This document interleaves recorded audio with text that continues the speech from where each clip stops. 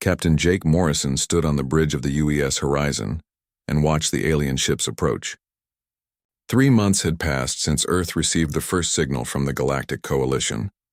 3 months of preparation, translation work, and endless meetings.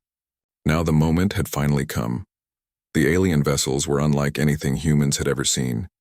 The Vextar ship looked like a giant crystal that caught and bent light in impossible ways.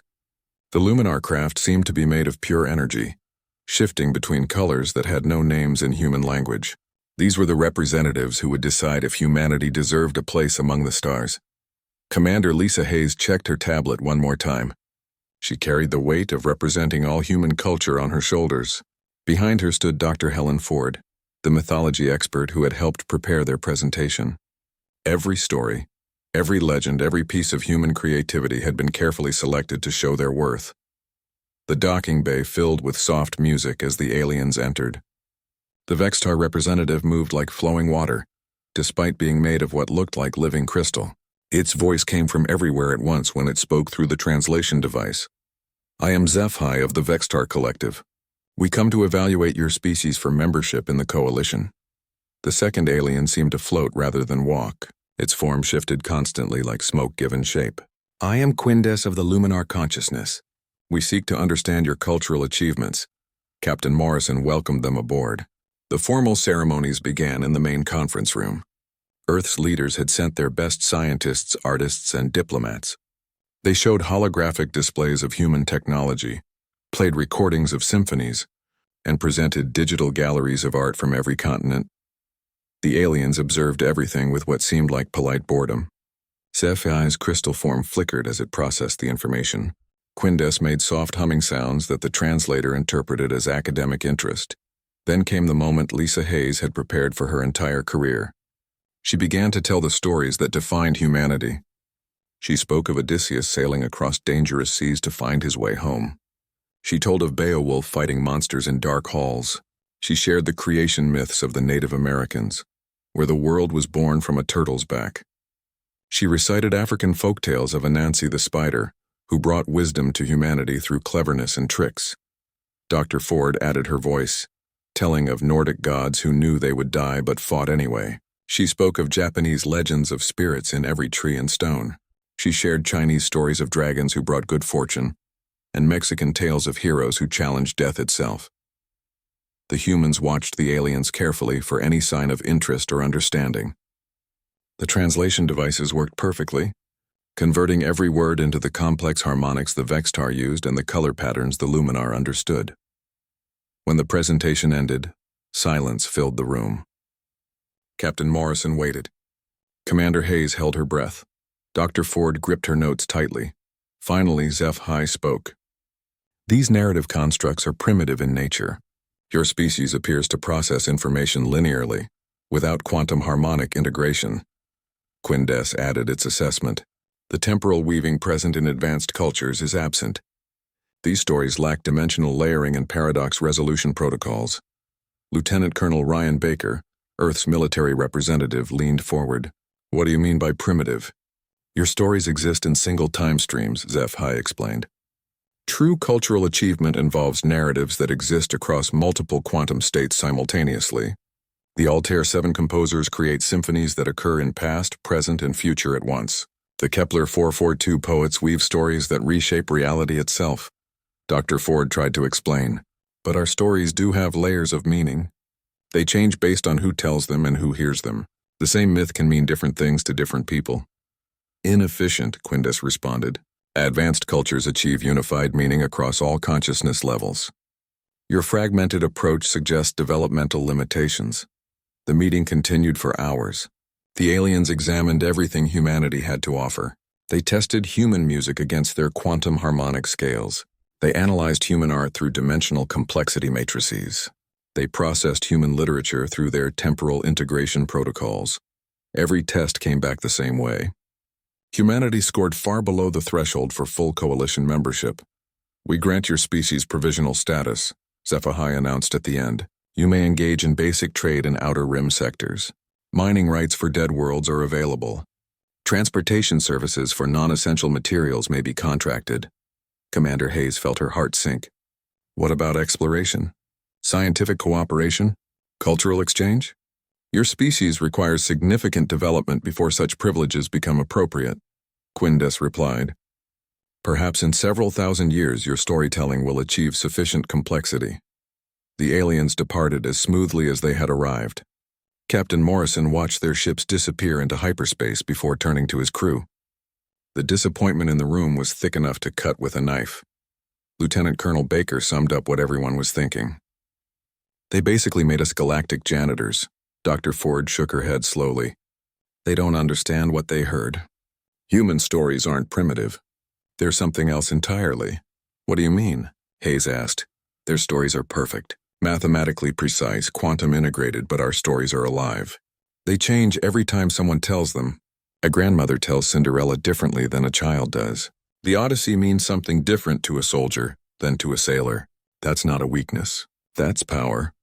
Captain Morrison looked out at the stars through the viewport. Maybe so, Doctor, but it doesn't matter what we think. It matters what they think. And they think we're children playing with toys. The journey back to Earth took 3 weeks. During that time, the crew processed what had happened.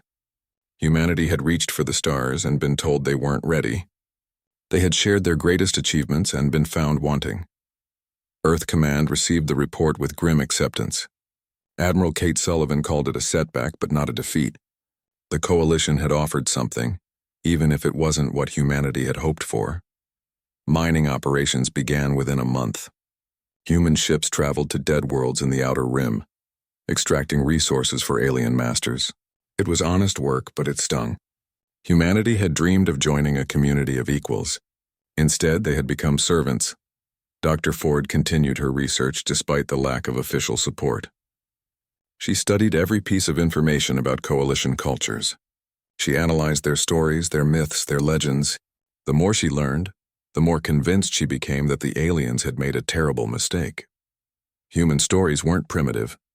They were something the galaxy had never seen before, something wild and chaotic and beautiful in its imperfection, something that might be more important than anyone realized.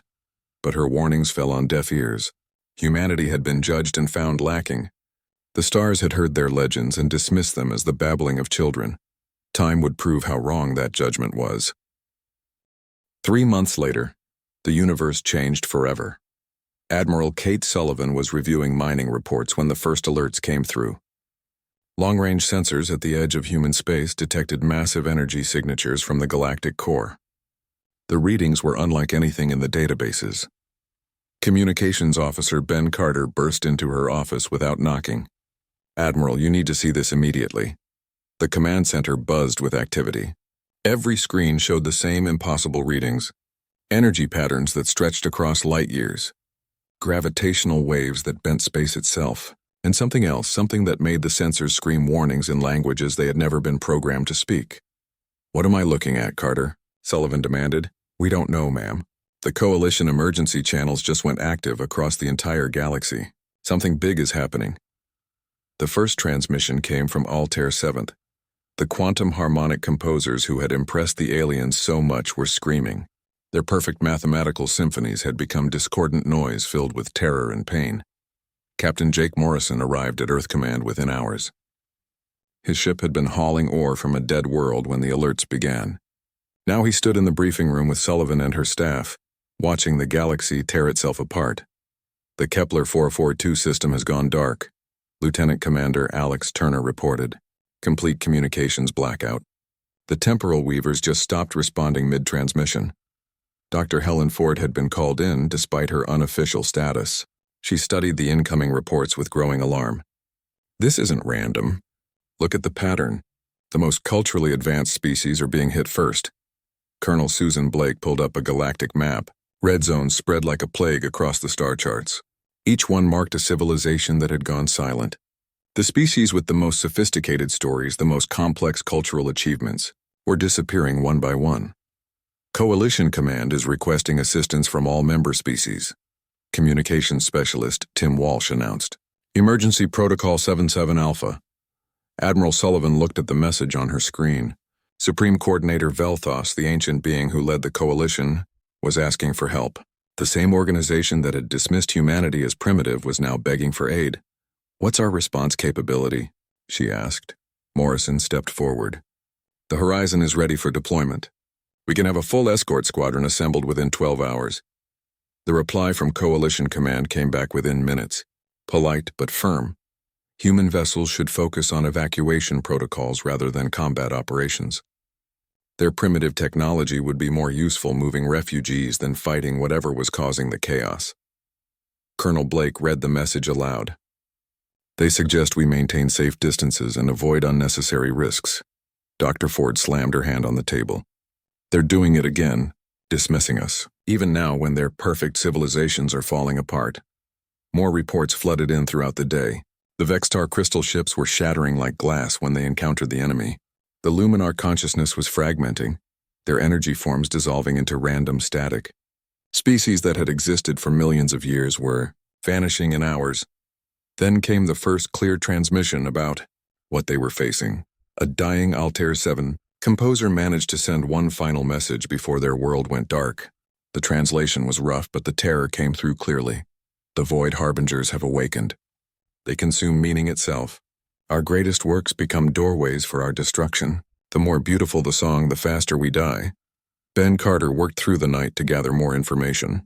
Coalition archives were mostly classified, but emergency protocols had opened some files.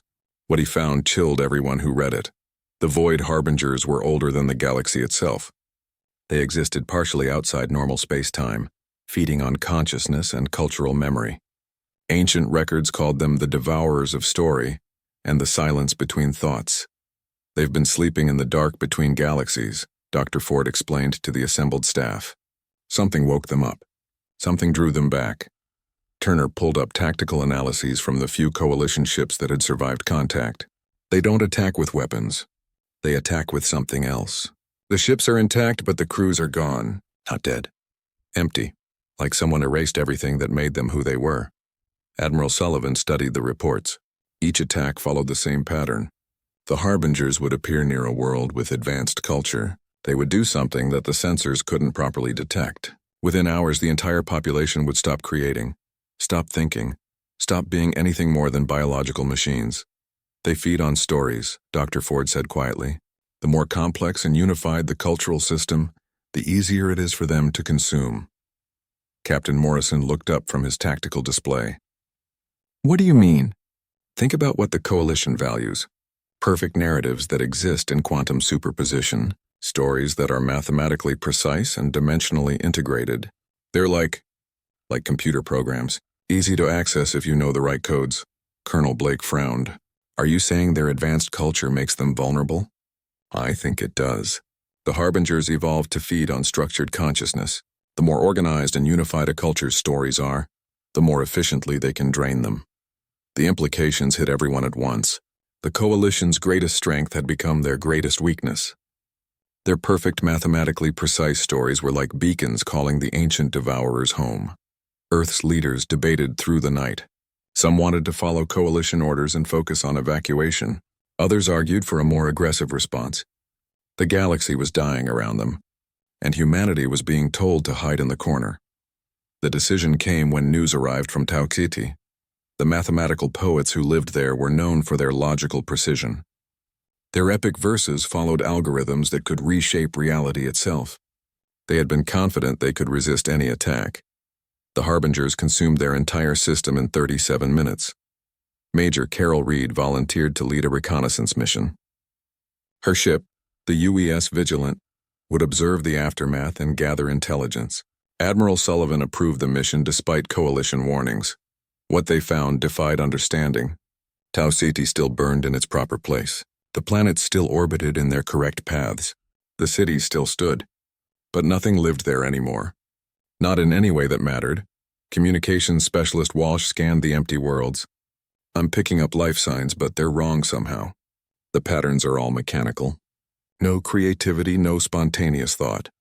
Dr. Ford had joined the mission against regulations. She needed to see for herself what the Harbingers left behind. When they landed on the main world, they found populations of empty shells walking through motions they no longer understood.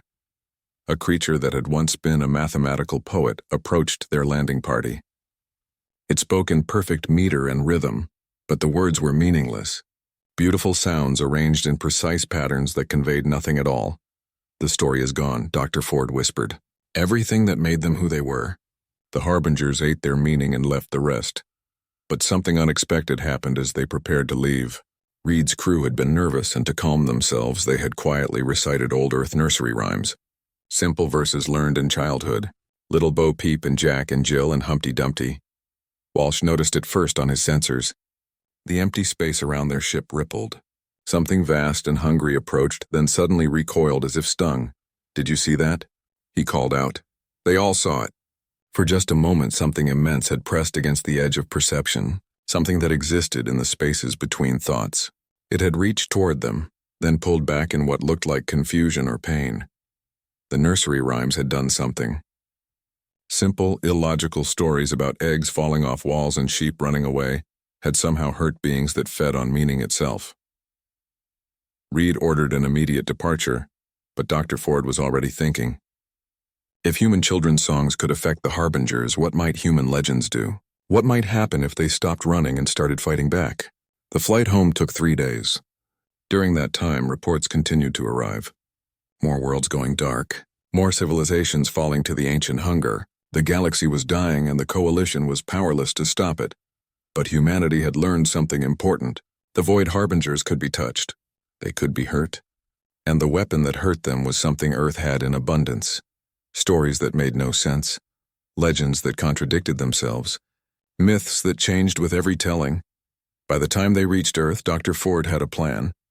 It was crazy and desperate and probably impossible, but it was also the only hope the galaxy had left. The stars were going out one by one. Soon only silence would remain, unless humanity's primitive stories could somehow save them all. The Coalition fleets were dying. Lieutenant Commander Alex Turner watched the battle report stream across his screen in Earth Command. Each engagement followed the same horrifying pattern. Coalition ships would deploy their most advanced cultural weapons. Reality-shaping poems, quantum symphonies, probability-altering epic tales. The weapons would activate perfectly, energy readings would spike, and then everything would go silent. The 7th Fleet just went dark, Communications Officer Ben Carter reported. That's 18 Coalition battle groups in 4 days. Admiral Kate Sullivan studied the tactical display. Red zones spread across the galaxy like blood and water. Each mark represented billions of lives reduced to empty shells, their stories consumed by ancient hunger. Dr. Helen Ford had been working without sleep for 72 hours.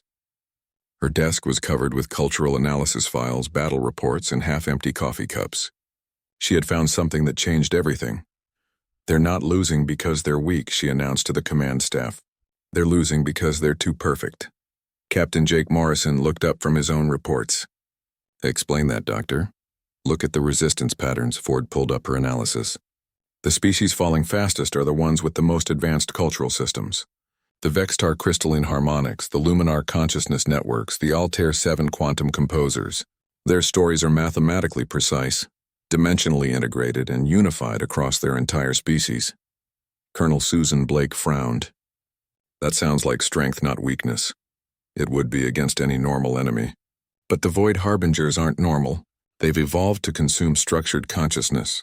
The more organized and predictable a story system is, the easier it becomes for them to hack into it." Turner pulled up casualty reports. "What about the species showing resistance?" Ford highlighted several systems on the star map. "The Rimward Trading Collective is still fighting. They're a mix of refugee species with no unified culture. The Broken Chain Pirates are actually advancing against Harbinger forces. They have no central authority, and every ship tells different stories about their origins. Primitives and criminals," Morrison muttered. "No, survivors. The species resisting longest all share common traits. Their stories aren't stored in technological systems. They're passed down through individual memory. They contradict each other. They change with each telling. They're messy and imperfect and alive." The implications hung in the air like a challenge to everything the galaxy believed about advancement. Major Carroll. Reed returned from another reconnaissance mission with news that confirmed Ford's theories. She had observed a harbinger attack on the mathematical poets of Epsilon Eridani. The ancient entities had appeared around the planet like shadows given form, reaching tendrils of nothingness toward the world below. The planetary defense grid activated their epic poems, Reed reported. Stories about the creation of mathematics itself, perfectly structured verses that could alter the laws of physics. The energy readings were incredible. What happened? Admiral Sullivan asked. The poems became doorways. The more beautiful and complex the verse, the easier it was for the harbingers to follow it back to its source. They consumed the entire planet through its own cultural achievements. But Reed had more to report. We weren't alone out there. A small ship from the Broken Chain pirates was also observing.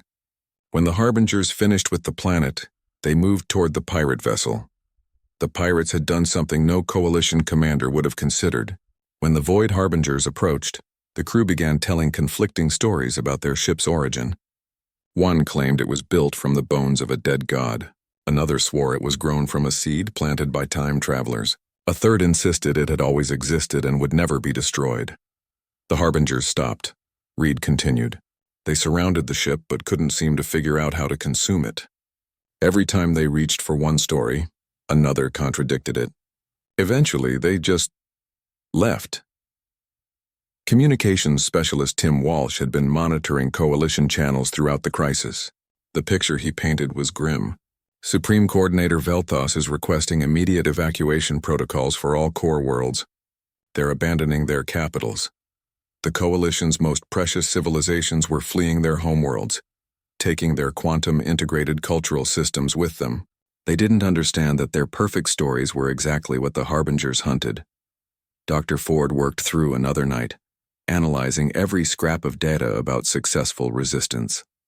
She found scattered reports of survival, all following the same pattern. Species with chaotic, contradictory storytelling traditions lasted longer. Groups that couldn't agree on their own history proved harder to consume. Earth's small contribution to the Galactic War effort was being ignored as usual. Coalition Command politely declined human offers of assistance, suggesting that evacuation support would be more valuable than combat operations. But Admiral Sullivan had stopped asking for permission. Reed, I want another reconnaissance mission. This time take a full cultural analysis team. Ma'am, Coalition orders specify that human vessels should maintain safe distances. Coalition orders assumed Coalition victory. That's not happening. We need to understand what we're fighting. The mission launched within hours. Major Reed commanded the UES Vigilant with a crew carefully selected by Dr. Ford. They included storytellers, historians, and cultural specialists from every human tradition. Navajo Code Talker descendant Sergeant Maria Santos, Irish mythology expert Lieutenant Kevin Murphy, African griot tradition keeper Petty Officer Abraham Johnson. They traveled to the edge of Harbinger space, where the ancient entities pressed against the galaxy's rim. What they found there defied description. The Void Harbingers existed in the spaces between thoughts, in the pauses between heartbeats, in the silence between words. They were not creatures in any sense humans understood, but rather absences given purpose, hungry emptinesses that fed on meaning itself. Lieutenant Walsh monitored their approach with every sensor the ship possessed. They're scanning us, but the readings are impossible. It's like they're trying to find our story frequency. Dr. Ford had prepared for this moment. Everyone begin. What followed was the strangest battle in galactic history. Instead of weapons, the humans deployed words. Santos spoke in Navajo about Coyote the Trickster, whose clever schemes always backfired in unexpected ways. Murphy told contradictory Irish tales of heroes who were simultaneously mortal and divine. Johnson shared African stories of Anansi, the spider who stole wisdom from the gods and scattered it among humanity. The effect was immediate. The Void Harbingers pressed closer, seeking the source of these narratives. But something was wrong. Every time they reached for one story, another human would contradict it or tell a completely different version. Petty Officer Linda Barnes recited 3 different creation myths simultaneously. Ensign Chris Taylor told competing versions of Arthurian legend, each claiming to be the true one. Corpsman Jenny White shared Native American stories that changed meaning based on the season, the listener, and the teller's mood. They can't lock onto us, Walsh reported with amazement. Our story signature keeps shifting. The Harbingers circled the ship like confused predators. They had evolved to consume unified narratives, structured meanings, perfect cultural systems. What they found instead was chaos. Stories that contradicted each other, heroes who were both good and evil, myths that existed in quantum. Superposition not through advanced technology, but through the simple human ability to believe impossible things. Dr. Ford watched the ancient entities retreat and felt a moment of pure understanding. The coalition had been wrong about everything. Advancement wasn't about perfecting stories until they became mathematical theorems. True cultural strength lay in embracing contradiction, in telling stories that changed with each breath, in finding truth through paradox rather than precision. The humans continued their narrative assault for 3 hours, until the harbingers finally withdrew in what looked like frustration or pain. The ancient devourers, older than galaxies, had been stopped by children's tales and grandmother's wisdom. When the UES Vigilant returned to Earth, they brought proof that the impossible was possible. Humanity's messy, contradictory, beautifully imperfect stories could hurt beings that fed on meaning itself. Admiral Sullivan called an emergency meeting of Earth's leadership. Ladies and gentlemen, we may have just discovered the galaxy's only hope. The coalition was still sending polite requests for human evacuation assistance. They had no idea that salvation might come from the species they had dismissed as primitive storytellers. Dr. Ford presented her findings to a room full of skeptical military officers and politicians. We can hurt them. Our stories confuse them because they don't make sense. They're not supposed to make sense. They're human. Captain Morrison studied the tactical implications. You're suggesting we fight entities that consume meaning with stories that have no meaning? No, Captain. I'm suggesting we fight entities that consume singular meaning with stories that have infinite meanings. Every human culture tells the same stories differently. Every grandmother changes the tale to fit the child. Every generation adds new layers while keeping the old ones. Captain Jake Morrison stood on the bridge of the UES Defiance and watched the edge of known space approach. Behind him, Earth's hastily assembled fleet spread out in battle formation. 12 ships carrying humanity's most desperate gamble. The idea that chaos could defeat perfection. Dr. Helen Ford occupied the ship's Cultural Operations Center, a hastily converted cargo bay filled with recording equipment and transmission arrays. Around her worked the strangest military unit ever assembled. Instead of soldiers, she commanded storytellers. Sergeant Maria Santos checked her communication gear one more time. Her grandfather's Navajo stories had been passed down through 5 generations, changing slightly with each telling. Lieutenant Kevin Murphy sorted through his collection of Irish myths, each one existing in dozens of conflicting versions.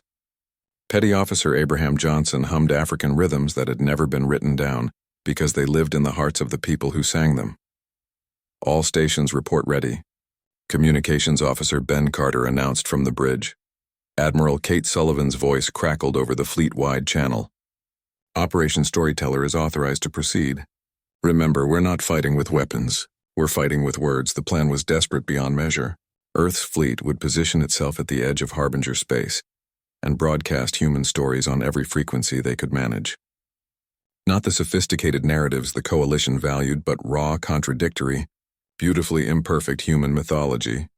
Harbinger contacts on long-range sensors, Lieutenant Commander Alex Turner reported. 17 entities approaching from galactic north. Morrison felt his hands shake slightly. The Void Harbingers had consumed civilizations millions of years old. Species with technology that bent reality itself had fallen to these ancient devourers. Now 12 human ships were about to face them with nothing but stories. Dr. Ford, you have the comm, Morrison announced. Ford activated the fleet-wide transmission system. All cultural teams begin Phase 1. Tell them who we are. What followed was unlike any battle in galactic history. Instead of energy weapons charging and shields powering up, the humans began to speak. Chief Petty Officer Rachel Kim shared Korean creation myths about the world emerging from chaos. Ensign Vincent Torres told Aztec legends of gods who sacrificed themselves to create the sun. Lieutenant Sarah Bell recited competing versions of Arthurian romance, where the same knight was simultaneously pure and corrupt, successful and doomed. The Void Harbingers pressed closer. Drawn by the narrative energy, they existed as absences in space-time, hungry emptinesses seeking meaning to devour. The human stories called to them like beacons in the dark. But something was wrong. They're having trouble locking onto our transmissions, Corpsman Danny White reported from the sensor station. Every time they focus on one story, another contradicts it. The Harbingers circled the human fleet like confused predators. They had evolved over eons to consume structured narratives, to drain meaning from organized cultural systems. What they found instead was chaos made manifest. Petty Officer Johnson told West African stories of Anansi the spider god, whose wisdom came from embracing contradictions. Santos shared Navajo legends of Coyote, the trickster whose failures taught greater lessons than his successes. Murphy recited Irish tales where the same hero died gloriously in battle and lived to become king and sailed away to magical islands all at the same time. Phase 2, Dr. Ford commanded. Personal stories. This was the part that made seasoned military officers uncomfortable. The humans began sharing not just ancient myths, but personal narratives. Family tales, urban legends, memories passed down through generations.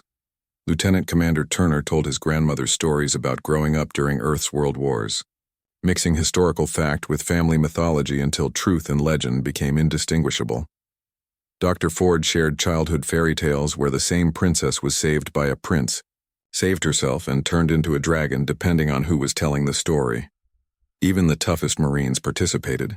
Sergeant Pete Jackson found himself reciting his daughter's made-up bedtime stories about space princesses and robot dragons. Stories that made no logical sense but carried the weight of a father's love for his child. The effect on the harbingers was profound and disturbing. The ancient entities began to pulse with what looked like pain or confusion.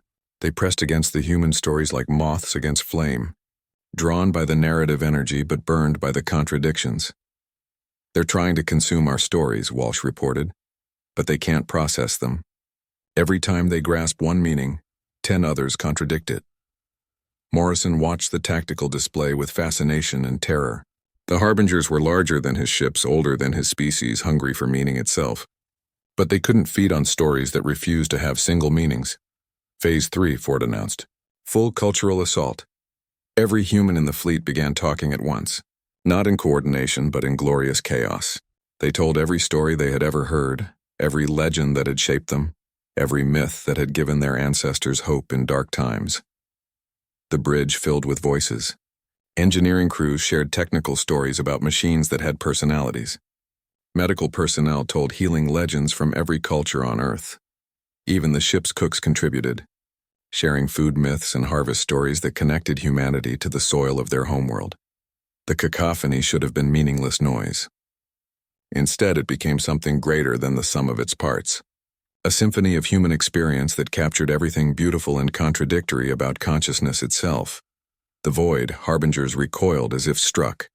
"All entities are retreating," Turner announced with disbelief. "They're actually retreating." For the first time in recorded galactic history, the ancient devourers had been forced to withdraw.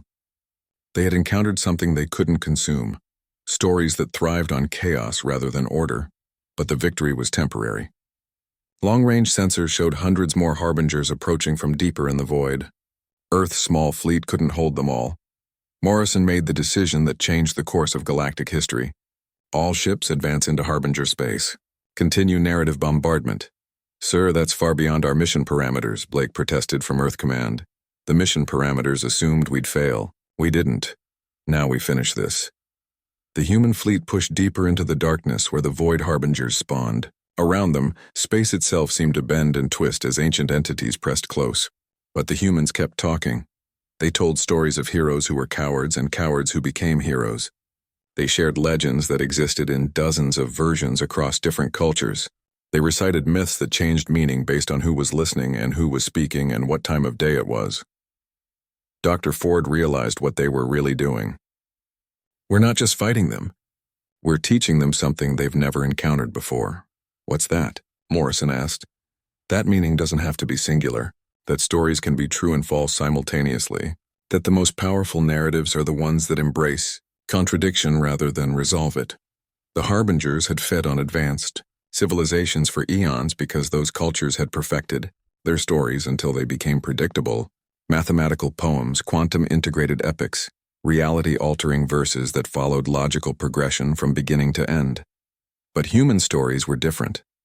They were alive in a way the ancient entities couldn't comprehend. They changed with each telling, adapted to new circumstances, grew stronger through contradiction rather than weaker. As the fleet pushed deeper into harbinger space, more of the ancient entities began to withdraw, not in defeat, but in something that looked like confusion or even pain. They had evolved to consume singular meanings, but humans offered infinite meanings in every story. "Sir," Walsh called out, "I'm receiving transmissions from the Coalition. They're detecting our progress. The impossible was happening. A dozen human ships armed with nothing but stories were driving back entities that had consumed entire galactic civilizations." Morrison looked at Dr. Ford, who was still coordinating the narrative bombardment. "Doctor, do you think we can actually win this?" She smiled, exhaustion and hope mixing in her voice. "Captain, I think we already have. The Harbingers can't defeat something they can't understand, and they'll never understand how humans can believe contradictory things simultaneously. The stars around them seemed to flicker and dance as reality itself adjusted to the presence of stories that refused to make logical sense. The Void Harbingers continued their retreat, ancient minds struggling to process the beautiful chaos of human narrative.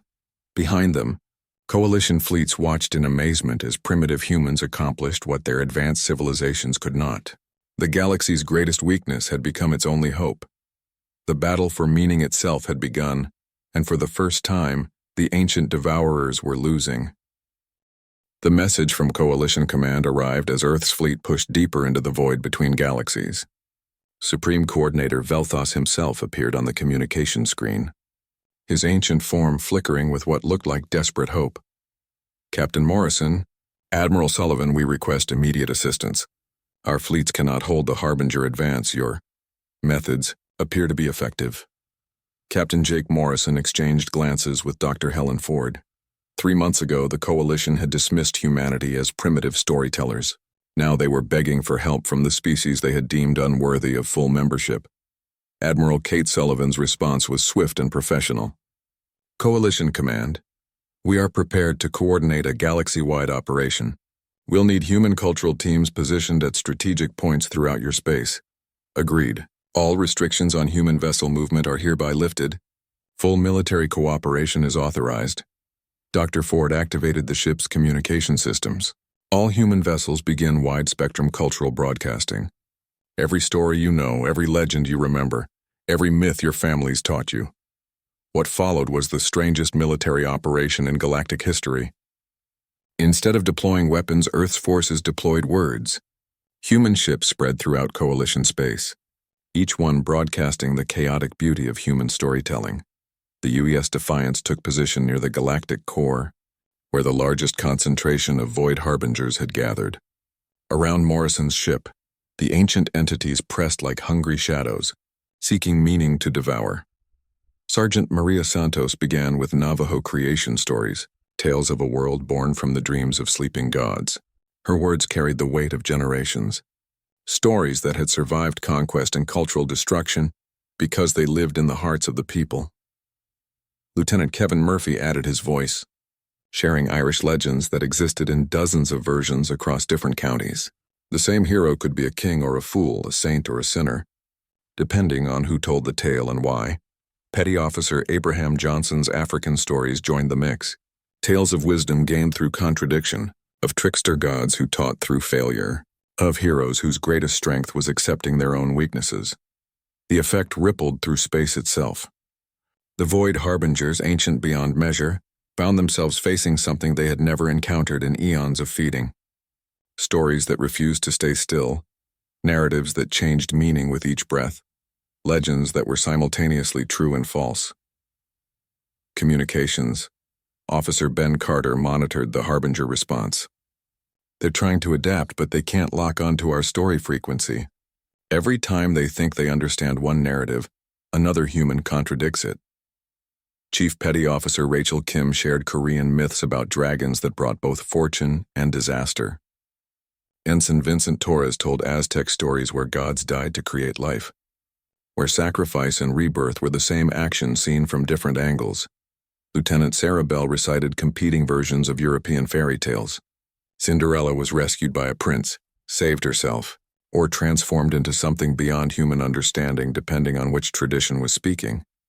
But the real power came when the humans began sharing personal stories. Not ancient myths, but living narratives that grew and changed with each family that told them. Lieutenant Commander Alex Turner spoke about his grandmother's tales of surviving the Great Depression, stories that mixed historical fact with family legend until the line between truth and myth disappeared entirely. Dr. Ford shared childhood memories of bedtime stories that changed each night, fairy tales that adapted to her mood and the weather and what had happened at school that day. Even the toughest soldiers participated. Sergeant Pete Jackson found himself reciting his daughter's imaginary adventures, stories about brave princesses who were also astronauts and dragons who were also librarians. The cacophony should have been meaningless chaos. Instead, it became something profound, the sound of human consciousness itself.